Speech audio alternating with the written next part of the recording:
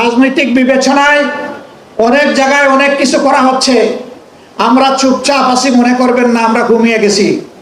সমুদ্রে যখন নিম্নচাপ তৈরি হয় তখন তার অনিবার্য ফসল হচ্ছে পরবর্তী একটা ঘূর্ণিঝড়। তারা এখন যে গণভোটের কথা বলছে সেটা গত গণভোট, কিছুদিন আগে যে গণভোটটা পার্লামেন্ট নির্বাচনের সাথে একসাথে হয়েছে সেই গণভোট তো সাংবিধানিক গণভোট নয়। সেই গণভোট হয়েছে একটা আদেশের ভিত্তিতে, সেই আদেশটা বৈধ নয়। সেই আদেশটা করেছে রাষ্ট্রপতি, যার কোনো এখতিয়ার ছিল না। এখন যারা বিভিন্ন জেলা পর্যায়ে বক্তৃতা বিবৃতি দিচ্ছে, বিরোধী দলীয় নেতা এবং অন্যান্য নেতা যারা তাদের কর্মসূচি হিসাবে এই জুলাই আগস্ট মাসে বিভিন্ন কর্মসূচি প্রণয়ন করে বক্তব্য দিচ্ছে, তার মধ্যে কিছু কিছু বক্তব্য আমাদের জবাব দেওয়া প্রয়োজন। যেমন এই সরকারকে ব্যর্থ করে দেয়া হবে বিভিন্ন প্রসঙ্গে যারা বলছে, কেন বলছে? গণরায় যদি বাস্তবায়িত না হয় তাহলে এই সরকারকে বিদায় করা হবে, এই সরকার চাতুরি করছে, জনগণের সাথে চালাকি করছে, বিভিন্ন রকমের বক্তব্য দিচ্ছে। আমি তার প্রেক্ষিতে কিছু কথা বলতে চাই। এই সাংবিধানিক সংশোধনী ছাড়া অন্য কোনো প্রক্রিয়ায় কি রাষ্ট্র কাঠামো সংস্কার করা সম্ভব? জবাব হচ্ছে না। সংবিধান সংশোধনী কমিটিতে তো বিরোধী দল আসতে চায়নি, তারা ওয়াক আউট করেছে। আমরা বলেছিলাম আপনাদের যা যা বক্তব্য আছে, যা যা সংশোধনী আপনাদের মতামত আছে এখানে এসে দিবেন, আমরা সমঝোতার ভিত্তিতে রাষ্ট্রের জন্য যেটা কল্যাণকর সেটা আমরা গ্রহণ করব, এবং আলাপ আলোচনার মাধ্যমে সমঝোতার ভিত্তিতে যদি একটা সংশোধনী গ্রহণ করা যায় সেটা দিয়ে আমরা বহু বছর এই রাষ্ট্রকে এগিয়ে নিয়ে যেতে পারবো। তারপরে হয়তো আবার সংশোধনের প্রয়োজন হবে, কারণ পৃথিবীর ইতিহাসে সর্বকালহর কোনো নীতি প্রণয়ন করা একটি মাত্র পার্লামেন্টের কাজ নয়। পার্লামেন্ট আরো হবে, সামনের দিনে আরো পার্লামেন্ট হবে, 5 বছর পরে আবার পার্লামেন্ট হবে। সেই সমস্ত পার্লামেন্টের ভবিষ্যৎ কার্যপ্রণালী বা চাহিদা এখনই নির্ধারণ করে দেয়া যায় না। ফিউচার পার্লামেন্টারিয়ানদের রাইট কখনো অতীতের কোনো পার্লামেন্ট নির্ধারণ করে দিতে পারে না, যেটা ফ্যাসিবাদী শেখ হাসিনার সময়ে সংবিধানের 7 ক এবং খ দ্বারা যুক্ত করে তিনি বলেছিলেন যে সংবিধানের প্রায় 1/3 অপরিবর্তনীয় থাকবে, সেটা অসাংবিধানিক, এবং সেটা হাইকোর্ট অসাংবিধানিক ডিক্লেয়ার করেছে। ইতিমধ্যে আরো অনেক ধারা তারা করেছে, যেমন গণভোটের বিধান বাতিল করেছিল। তা এখন আমি কয়দিন আগে দেখলাম একজন বিরোধী দলীয় নেতা, উনি আইনজীবীও, নাম নেব না, তিনি বলেছেন আদালতের রায়ের মাধ্যমে গণভোট ফিরে এসছে। কিন্তু এই গণভোট হচ্ছে সেই গণভোট যেটা ফিরে এসছে, সেটা হাইকোর্টের রায়ের মধ্যে ছিল, অ্যাপিলেট ডিভিশনে সেটা আবার কনফার্ম করেছে। সেটা হচ্ছে আর্টিকেল 142 গণভোট। সেটা কি?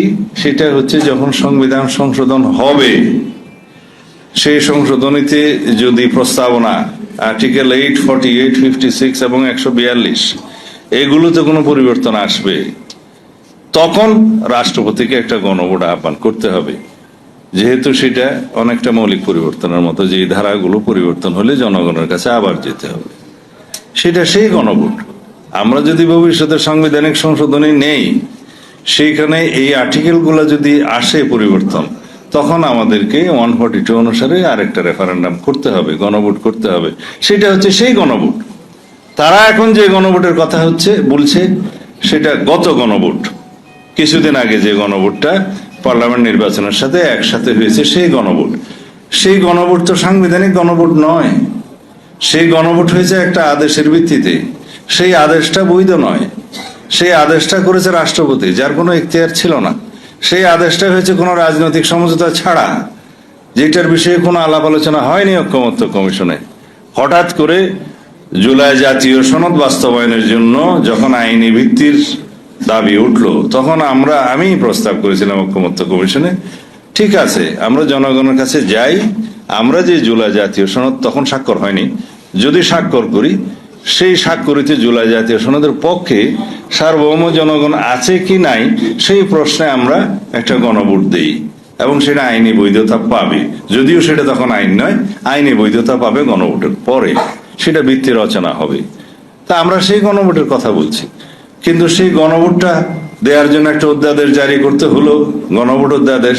ঠিক আছে, গণভোট হবে, কিন্তু কিসের উপরে হবে সেইটা একটা ছল ছাতুরের মধ্য দিয়ে তারা একটা অবৈধ আদেশ প্রণয়ন করে নিল যে এখানে 4টা প্রশ্ন থাকবে, তার মধ্যে একটা মাত্র জবাব দিতে হবে হ্যাঁ অথবা না। 4টা প্রশ্নের মধ্যে আলাদাভাবে হ্যাঁ অথবা না দেওয়ার কোনো বিধান রাখা হলো না। সেই গণভোটের আদেশটা কেন জারি করতে হলো? যেই আদেশের মধ্যে বলা হলো জুলাই জাতীয় সনদ উইদিন ব্র্যাকেট সংবিধান সংস্কার বাস্তবায়ন আদেশ 2025, সম্ভবত 13ই নভেম্বর 2025 সে আদেশটা দেয়া হলো। কিন্তু এইরকম কোনো আদেশ জারি করতে পারেন না।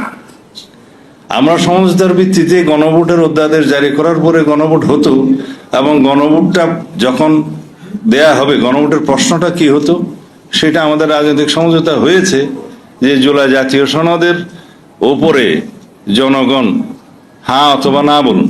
এই জুলাই জাতীয় সনদ যেটা প্রণীত হয়েছে, সমঝোতা হয়েছে, ঐতিহাসিকভাবে সংসদের দক্ষিণ প্লাজায় স্বাক্ষরিত হয়েছে, সেটার পক্ষে জনগণ আছে কি নাই। এখন জুলাই জাতীয় সনদে তো অনেকগুলো দফা আছে, সমস্ত দফাগুলো তো জনগণ পত্রিকার মাধ্যমে পড়েছে, ওয়েবসাইটের মধ্যে পড়েছে, তারা জানে। এখন 80টা 84টা প্রশ্নের জন্য তো হ্যাঁ অথবা না বলার দরকার নাই। এই যে রাজনৈতিক সমঝোতার দলিল হিসেবে যে জুলাই জাতীয় সনদ 2025 স্বাক্ষরিত হয়েছে, তার পক্ষে জনগণ আছে কিনা একটা মাত্র কোশ্চেন হতো। তার মধ্যে সাংবিধানিক সংস্কারের বিষয় ছিল, আইনি সংস্কারের বিষয় ছিল, এবং অন্যান্য বিধি বিধান যেগুলো পরিবর্তন করতে হবে সেটা বিষয় ছিল। আমরা এটাও সমঝোতায় উপনীত হয়েছিলাম যে সংবিধান সংশোধনের প্রশ্নটা বাদে, অংশটা বাদে, বাকি যে অংশটা আছে সেটা ইন্টারিম গভর্নমেন্ট তখনই বাস্তবায়ন করতে পারে, করেছে অনেকগুলা অধ্যাদেশ জারির মধ্য দিয়ে। পরের পার্লামেন্টে সেই অধ্যাদেশগুলো আইনে পরিণত করার একটা বিষয় থাকবে, সেটা ভবিষ্যৎ পার্লামেন্ট দেখবে, তারা আইনে পরিণত করবে। আমরা অনেকগুলো আইনে পরিণত করেছি, কয়েকটা বিল অধ্যাদেশ আমরা আইনে পরিণত করতে পারিনি, যেগুলো আরো স্টাডির দরকার আছে এবং এখনো আমরা করছি, সেগুলো আমরা পরে পার্লামেন্টে নিয়ে আসবো। রাজনৈতিক বিবেচনায় অনেক জায়গায় অনেক কিছু করা হচ্ছে, আমরা চুপচাপ আছি মনে করবেন না আমরা ঘুমিয়ে গেছি। সমুদ্রে যখন নিম্নচাপ তৈরি হয় তখন তার অনিবার্য ফসল হচ্ছে পরবর্তী একটা ঘূর্ণিঝড়। আমরা বৈষম্য চাই না, আমরা ন্যায় বিচার চাই। ন্যায় বিচারের জন্য বিচার বিভাগটা স্বাধীন হবে। এই সরকার হওয়ার আগে, নির্বাচন হওয়ার আগে সবাই চিৎকার দিলাম, বর্তমান সরকারি দল বললো, আমরা বললাম। এখন নির্বাচন হয়েছে, এখন আর সরকারি দল স্বাধীন বিচার বিভাগ চায় না, স্বাধীন দুর্নীতি দমন কমিশন চায় না, স্বাধীন মানবাধিকার কমিশন চায় না, শক্তিশালী গুম কমিশন চায় না, স্বাধীন নির্বাচন কমিশন চায় না। আগের ফেসিবাদের আলোকেই তারা সবকিছু রাখতে চায়। এই জন্যই তারা গণভোটের গণরায়ও মানতে চান না। আমরা পরিষ্কার বলে দিচ্ছি, এর রায় বাস্তবায়ন বাংলার জমিনে হবে ইনশাআল্লাহ। জনগণকে অপমান করার সুযোগ কাউকে দেওয়া হবে না। 70 ভাগ মানুষ যেখানে রায় দিয়েছে, এই রায় অবশ্যই আল্লাহর মেহেরবানিতে বাস্তবায়ন হবে। আমরা লড়াই করব সংসদের ভিতরে, আমরা লড়াই করব রাজপথে। দাবি যদি সংসদে আদায় হয় আলহামদুলিল্লাহ, যদি না হয় তাহলে রাজপথেই লড়াই করে, আন্দোলন করে সেই দাবি আদায়ে বাধ্য করা হবে। কোনো ছাড় নাই, এক সুতাও ছাড় নাই, কোনো ধানাই পানাই মানব না। অনেক লোক টোপ আমাদেরকে দেওয়া হয়েছে, সবগুলো আমরা ঘৃণা করে প্রত্যাখ্যান করেছি। আমরা বলে দিয়েছি জনগণের সাথে আমরা বেইমানি করব না, জনগণের রায়কে অপমান করব না। আজ যদি গণভোটের রায় ব্যর্থ হয়, জনগণ নির্বাচনী এবং গণতান্ত্রিক প্রতিষ্ঠানের উপর আস্থা হারাবে, জনগণ ধিক্কার দেবে। সেই ধিক্কারের পাত্র বিরোধী দল বনতে চায় না। এ দায়িত্ব আমরা নেব না। এই জন্যই আমাদের লড়াই, আমাদের সংগ্রাম।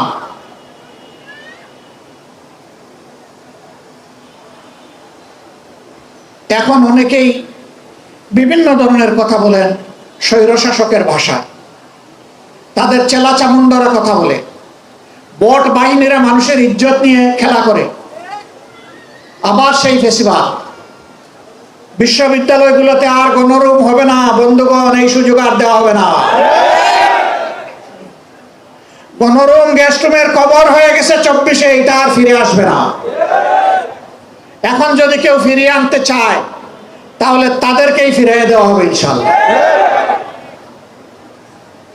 এটা কোনো বিশ্ববিদ্যালয় আর হবে না। এখনো বিশ্ববিদ্যালয়ের রাজনৈতিক অপচর্চার কবল থেকে মুক্ত হয়নি। রাজনৈতিক বিবেচনায় অনেক জায়গায় অনেক কিছু করা হচ্ছে। আমরা চুপচাপ আছি মনে করবেন না আমরা ঘুমিয়ে গেছি। সমুদ্রে যখন নিম্নচাপ তৈরি হয় তখন তার অনিবার্য ফসল হচ্ছে পরবর্তী একটা ঘূর্ণিঝড়।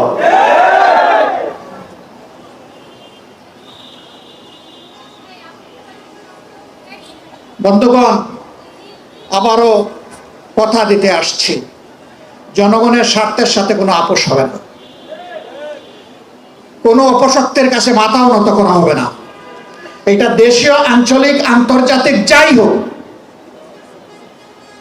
ইনশাআল্লাহ যুবকদের প্রত্যাশার আকাঙ্ক্ষা বাংলাদেশ গড়ে দেওয়ার জন্য আমাদের বাকি জীবনকে আমরা উজাড় করে দেব।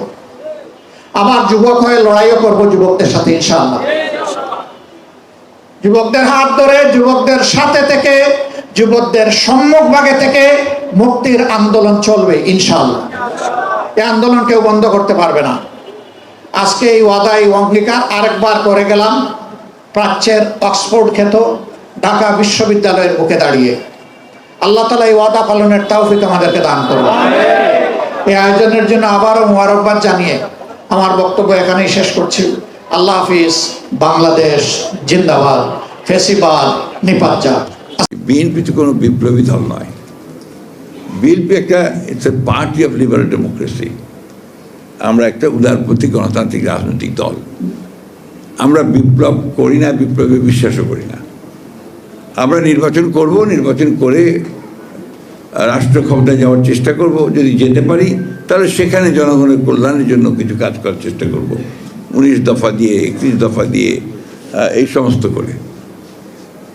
এখন আমরা কিছু কমিটমেন্ট আছে আমাদের, সেই কমিটমেন্টের মধ্যে 31 দফা বাস্তবায়নের কমিটমেন্ট আছে। জুলাই সনদ স্বাক্ষর করেছি, সেটা বাস্তবায়নের কমিটমেন্ট আছে। আমরা চেষ্টা করছি এগুলোকে পুরোপুরি বাস্তবায়িত করবার জন্য। তো আমার খুব খারাপ লাগে, আমি আমার ব্যক্তিগত অনুভূতির কথা বলছি। আমি যখন দেখি যে কতগুলো বিষয় নিয়ে মানুষকে বিভ্রান্ত করার চেষ্টা করা হয়, তার মধ্যে একটু হচ্ছে জুলাই সনদ নিয়ে। জুলাই সনদ আপনারা বের করুন, যেটা স্বাক্ষরিত সব রাজনৈতিক দলের, যেটা এগ্রিড, সেখানে কিন্তু পরিষ্কার করে বলা আছে যে যে বিষয়গুলোতে আমরা একমত হতে পারছি না রাজনৈতিক দলগুলো, তারা যদি নির্বাচনের মধ্য দিয়ে রাষ্ট্র পরিচালনার দায়িত্ব যায় তাহলে তাদের ম্যানিফেস্টো অনুযায়ী তারা কাজ করবে। এই বিষয়টা কিন্তু আমরা পুরোপুরি কেন জানি না অ্যাভয়েড করে যাচ্ছি। এই বিতর্কগুলো অবসান হওয়া উচিত, সেটা আলাপ আলোচনার মধ্যেই হতে পারে নিঃসন্দেহে। আমি মনে করি সংসদে সুযোগ এসছে, একটা আপনার কমিটিও তৈরি করা হয়েছে। বিরোধী দলের আমার আহ্বান থাকবে যে তারা আসবেন, এই কমিটিতে যোগ দেবেন এবং সংবিধানের যে বিষয়গুলো পরিবর্তন করা দরকার সেই পরিবর্তন করার তারা সহযোগিতা করবেন। আন্দোলন তো আমরা বহু করেছি, বহু, এবং রক্তও বহু দিয়েছি। সেই একেবারে আমি তো বলি যে আমরা 46 সাল, তারও আগে থেকে, 40 থেকে, তিতুমিরের সময় থেকেই তো যুদ্ধ করছি, লড়াই করছি। তো আমরা এবার দেখিনি আলোচনার মাধ্যমে পার্লামেন্টের মধ্যে একটা বিষয় আমরা আর পৌঁছাতে পারি কিনা। এটাই আমার আহ্বান, এটাই আমার ইচ্ছা। আমার এই শেষ বয়সে আমি এটাই দেখতে চাই যে আমরা আলোচনার মাধ্যমে একটা এমন একটা জায়গায় পৌঁছি যেখানে অন্তত কিছুটা হলেও আমরা আমাদের পরবর্তী প্রজন্মকে বলতে পারবো যে আমরা তোমাদের জন্য একটা ব্যবস্থা তৈরি করেছি যেখানে তোমাদেরকে আর মারামারি, কাটাকাটি, প্রাণ দিতে হবে না, জান দিতে হবে না। এই বিষয়গুলো আমরা চিন্তা করতে পারি, কিন্তু সব কিছুই একেবারে নেগেট করে দেওয়া, এখান থেকে বোধহয় বেরিয়ে আসা উচিত। আলোচনার মধ্যে যাওয়া উচিত, আলোচনার মধ্যে দিয়ে কাজ করা উচিত বলে আমি মনে করি। আমরা চাই শেখ হাসিনা ফেরত, আইনসঙ্গত আইনে তাকে তার দণ্ড কার্যকর করার জন্য যে বিধান আছে আমরা সেই বিধানের পথ ধরে এগোতে চাই। এর বাইরে কোনো পথ আমাদের জানা নেই। প্রিয় উপস্থিতি, সরকার শেখ হাসিনাকে বিচারের মুখোমুখি করার কথা বলছে, কিন্তু তাকে দেশে ফিরিয়ে আনার প্রক্রিয়া এখন পর্যন্ত কি অগ্রগতি হয়েছে? শেখ হাসিনার বিচার একটা শেষ হয়েছে। সরকার তো শেখ হাসিনাকে বিচারের মুখোমুখি করতে চেয়েছিলেন, শেখ হাসিনা সেই সুযোগ দেন। শেখ হাসিনা ফাঁসির দণ্ডপ্রাপ্ত আসামি। শেখ হাসিনা পলাতক থাকা অবস্থায় তার মামলা সম্পর্কে প্রতিনিয়ত স্টেটমেন্ট করছে। আমরা কি করি? এখানে যারা আছেন, আপিলের মেয়াদ শেষ হওয়ার পরে একটা কন্ডোনেশন ডিলের দরখাস্ত দিয়ে কি বলি, আমার মামলা সম্পর্কে আমার কোনো ধারণা ছিল না, আমার আইডিয়া ছিল না, আমি সময় মতো আসতে পারিনি, আমার এই দণ্ডটা মৌখিক করা হোক, যে মুহূর্তে আমি জেনেছি আমি এসে আপনার সামনে হাজির হয়েছি। বিচারক তার এই মিথ্যা কথাটা হলফ করে যখন বলেন, তখন বিশ্বাস করে ডিলে কন্ডন করে তার বিচার আপিলটা নিষ্পত্তি করার দিকে। শেখ হাসিনা প্রতিদিন প্রমাণ করছে ওনার মামলা সম্পর্কে উনি সম্পূর্ণ ওয়াকিবহাল। ওনার যে সাজা হয়েছে তার আপিলের একটা নির্ধারিত মেয়াদ আছে, সেই মেয়াদ পার হওয়ার পরে উনি ডিলে কন্ডোনেশনের জন্য কি গ্রাউন্ড নেবেন আমি বুঝতে পারছি, আমার মাথায় ঢুকছে না। কারণ উনি বলছেন উনি বাংলাদেশের থেকে যান, উনি বাংলাদেশে এখন প্রধানমন্ত্রী, উনি বলছেন উনি বাংলাদেশের যে কোনো সময় ঢুকতে পারে, উনি দিন তারিখ দিচ্ছেন ডিসেম্বর, ভালো কথা। কিন্তু আপনার মৃত্যুদণ্ডের আপিলের ডিলে কন্ডোনেশনের জন্য আপনি এইগুলো খণ্ডাবেন কিভাবে, সেইবারে একটু চিন্তা করেন না। বিচারের মুখোমুখি অন্য যে মামলাগুলো আছে, আমাদের বিচারের মুখোমুখি করা, আমাদের বিচারের মুখোমুখি আমরা বিচার প্রক্রিয়া শুরু করেছি, আমরা তাকে আনার চেষ্টা করছি। এই বিচারকে ডিফেন্ড করা, নিরপরাধ প্রমাণ করা, নির্দোষ প্রমাণ করা একটা অব্লিগেশন তার রয়ে গেছে আদালতের সামনে। আমরা অপেক্ষায় আছি, উনি আসবেন, ওনাকে নিশ্চয় আইনি কাঠামোর মধ্যে যেভাবে আইনসঙ্গত ভাবে তার ন্যায় বিচার নিশ্চিত করা যায় আমরা সেটাই করব। আপনারা লক্ষ্য করেছেন আমরা প্রতিহিংসা রাজনীতি করি। আমাদের শহীদ রাষ্ট্রপতি জিয়াউর রহমানের হত্যা মামলার আসামি মেজর নামে কলঙ্ক, নাম কি, মুজফফরকে গ্রেফতার করা হয়েছে। আমরা কিন্তু আইনি প্রক্রিয়ার বাইরে কোনোভাবে পদক্ষেপ নিচ্ছি না, আমরা তাকেও আইনি প্রক্রিয়ায় বিচারের মুখোমুখি করব। ইনশাআল্লাহ সেটা আমাদের অঙ্গীকার। একটি দেশকে সুশাসনের দিকে নিতে হলে, একটি দেশকে সামনের দিকে নিতে হলে আইনের শাসন প্রতিষ্ঠা তার অন্যতম একটি অঙ্গীকার। আপনার জুলাই গণহত্যা সর্বশেষ অবস্থা মামলা সর্বশেষ অবস্থা জানতে চেয়েছেন, পার্লামেন্টে আমি বলেছি ইতিমধ্যে 6টি মামলা বিচার সম্পন্ন হয়েছে, তার একটিতে শেখ হাসিনা ওয়াদেদের মৃত্যুদণ্ড হয়েছে।